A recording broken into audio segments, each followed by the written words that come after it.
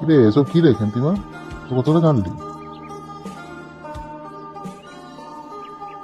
চিংড়ি মাছ বাবা দয়াপুরীর কাছ থেকে রাস্তায় নিলাম। বলে তোমার বাবার কাছে আর দিনকার 2 পয়সা বাকি আছে। আমি বললাম দাও গয়া পিসি, বাবা কি তোমার 2 পয়সা নিয়ে পালিয়ে যাবে? আরে পোশাকগুলো ঘাটের ধারে রাই কাকা দিল।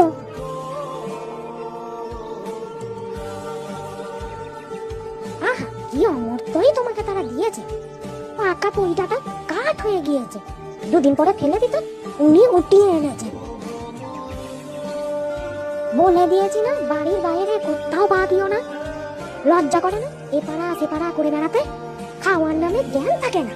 কোথায় শাক, কোথায় বেগুন, আর একজন বেড়াচ্ছেন কোথায় রস, কোথায় ছাই। ভ্যাল বলছি ও সব ভ্যাল।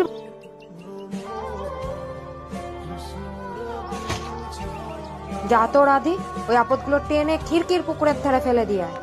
ফের যদি বাড়ির বার হতে দেখেছি তবে ঠ্যাং না খোঁড়া করি তো।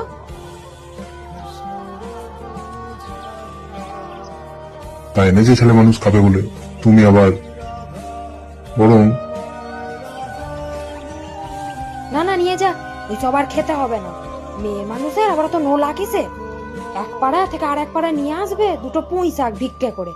যা যা তুই যা, দূর করে বনে দিয়া। সহায় হরি বড় মেয়ের মুখের দিকে চাইয়া দেখিলেন তাহার চোখ দুটো জলে ভরিয়া আসিয়াছে। তার মনে বড় কষ্ট হইল।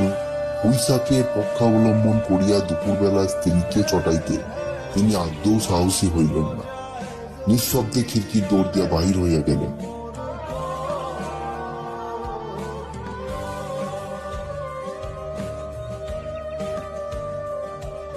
বসিয়া রাধি